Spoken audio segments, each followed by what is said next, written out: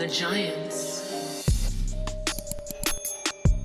Welcome to Waking the Giant. As always, I'm your humble host and servant, Nat Turner, and tonight we're going to finish up and discuss Biden's cabinet.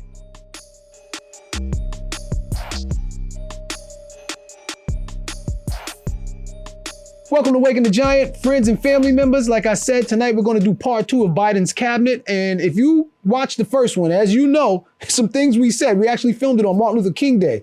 And if I'm not mistaken, we told you about Michelle Flourney, and we explained that, you know, her being a part of the Pentagon assured Joe Biden's returning into Afghanistan.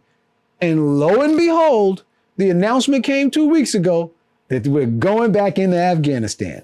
Also, in part 1 of Biden, we told you that Janet Yellen, the thief, the status quo hoe, we told you that, you know, with her being at the helm as the Secretary of the Department of Treasury, that and considering that she gets checks from Wall Street, that Wall Street would not be regulated properly how it should be. Hence, GameStop. As you see, regulations are being created for poor people, but not for the rich folks. So poor people can't do what the rich folks can do. Poor people can't accelerate and provide momentum on a stock, which is completely legal, but rich people can do that. Nevertheless, we ended up with part 2, Biden's cabinet. So before we get to doom and gloom, though, but I'm not going to just do all doom and gloom, all right? Because there were 2 shining examples that I wanted to actually use tonight. And one of the examples for Biden's cabinet was the Secretary of Education. Boricua brother, Miguel Cardona. We got to give this brother props, okay? This brother is promising. He's a champion. He's a champion of what's known as critical race theory. It's the most cogent theory on racism and why racism still persists that I've ever heard, okay? This guy was a education commissioner in Connecticut, and he took a lot of flack because of him matriculating critical race theory, African-American studies, Puerto Rican studies into a core curriculum within the school. So to put this guy on as Secretary of Education, I think says a lot. I think it's actually a pretty big deal. Am I saying that the Biden did a great job by doing it? No, but I'm going to be honest, that's a pretty good pick. So Miguel Cardona, big up to you. I see you in the Senate hearing, man, and I seen that they were trying to get at you, brother, but you know, I got hopes and prayers for you, brother. So let's make it happen. So Miguel Cardona is a good pick for the Secretary of Education. Now, the other good pick was Deb Haaland, the Native American sister who wound up becoming the Secretary of the Department of the Interior. If you're not familiar with what the Department of the Interior does, the Department of the Interior regulates our federal lands, natural resources, and also it has the ability to set up infrastructure specifically for Native Americans. So I thought that was a pretty good pick. See, this pick was actually in the right place.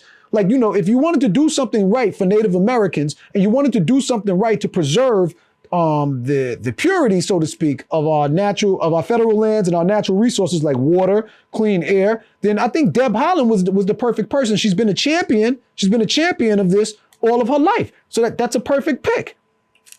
Now let's get to the real deal. Okay, Anthony Blinken. I'm not even going to take too much time with this. This is nepotism at its best. It's Biden's buddy. This guy was appointed as Secretary of State.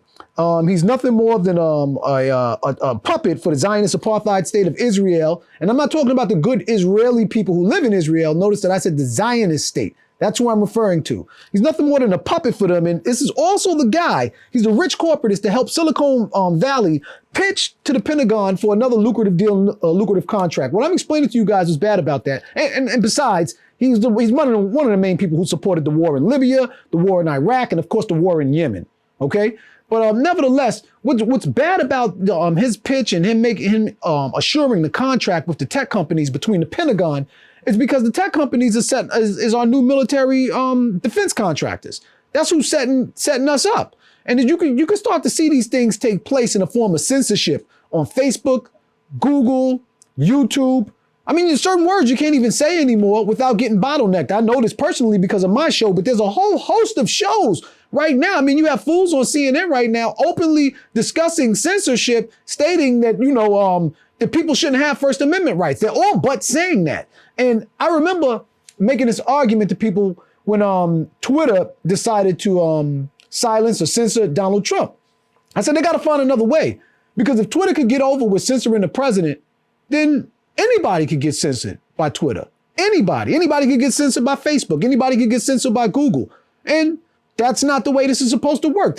Although they're not public utilities in name, they function as a public utility. For those of my folks who don't understand, that's just like the phone company back in the days when we had a house phone. That's like Verizon jumping into your conversation, telling you, oh, no, you can't tell us she got a big butt. Oh, no, you can't. Just getting into the middle of your conversation, like, and censoring you. That's not allowed. That's illegal. We still have a First Amendment right, and we have a right to security underneath the Fourth Amendment.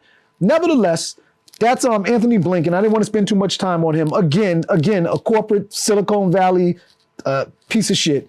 We move further on to the Office of Management and Budget, my favorite, Nat Turner. If you don't know this stinking bitch, I'm sorry, if you don't know this stinking lady, then you need to make yourself aware of who she is. JB, you got to run this clip. You got to run this clip for Nat Turner. Just watch. I just want you to watch a liar in motion. Just watch. I appreciate your answer. I have to tell you, I'm very disturbed about your personal comments about people. It's not just one or two. I think you deleted about 1,000 tweets. And it wasn't just about Republicans. And I don't mind disagreements in policy. I think that's great. I love the dialectic. But the comments were personal.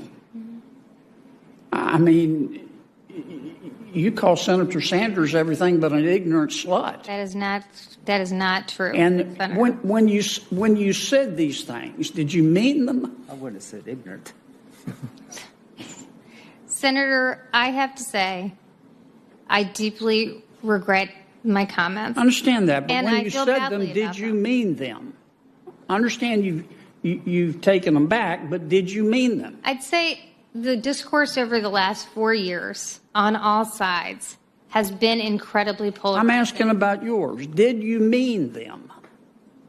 I really feel badly about them, Senator. Did you mean them? I feel badly about them. Did you mean them when you said them? I mean, I would say social media is I've Did heard you a mean them terrible when you said discourse. them? I feel terribly about them. Did you mean them when you said them, or were you not telling the truth? I mean, I feel badly. I look back at them. I said them. I feel badly about them. I deleted tweets over a Are long you period of saying time. that because you want to be confirmed? No, I felt badly about them. And Did you deleted mean them when you said them? Senator, I must have meant them, but So I hope you guys enjoyed that. I hope you enjoyed it. I mean, she just can't answer the question. Did you mean it? Well, it's social media. Did you mean it? Well, there were a few things said. Did you mean it? Like, did you mean it or did you not? Nevertheless, this is the same lady who ran the Center for American Progress, which is it's only progress in name. This is not a progressive think tank. It's a think tank that buffeted the elite. That's what they did. This is the same lady who got caught by WikiLeaks in a 2011 email. Okay, listen to this. She got caught in a 2011 email rationalizing the war in Libya, saying they've got oil and we've got deficits. Listen to that statement, then juxtapose it with her position. She's running as the Office of Management and Budget. Okay?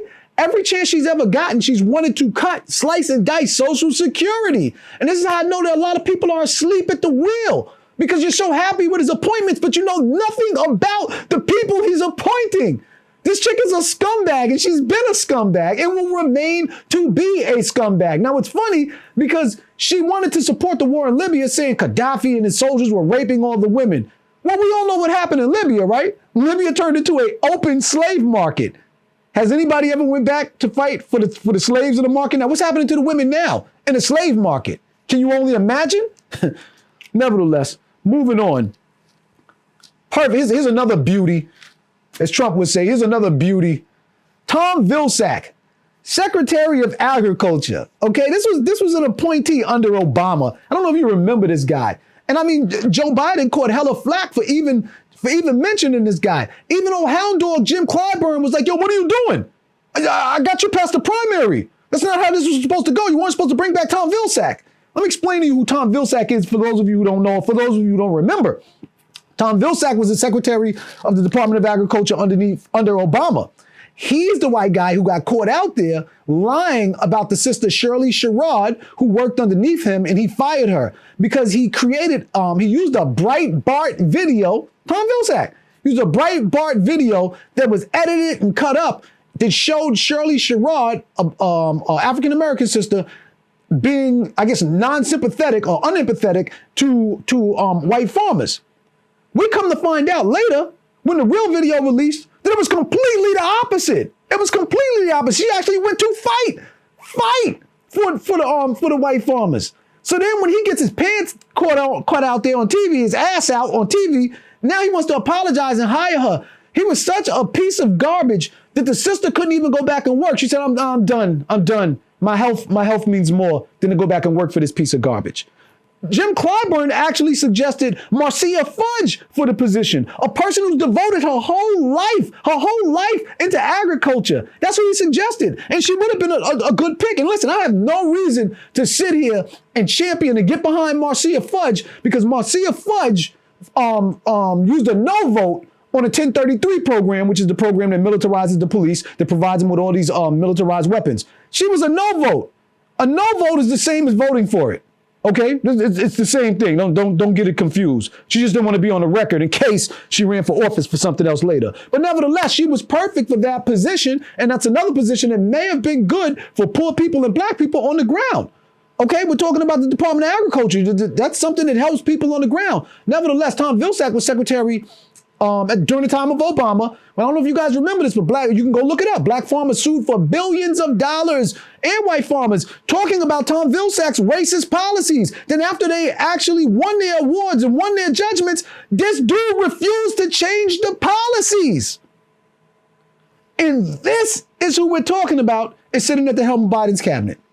So nevertheless, make sure you guys go do your research, just take your time. Take your time when you see these people. Go look them up, study them, and let's have a good dialogue, a good conversation about this. Because I don't want this always to be one-sided. These people, with the exception of Miguel Cardona and Deb Haaland, these people are scumbags. Everybody I named on part 1 and the 2 that I named tonight on part 2 are scumbags, like scum of the earth.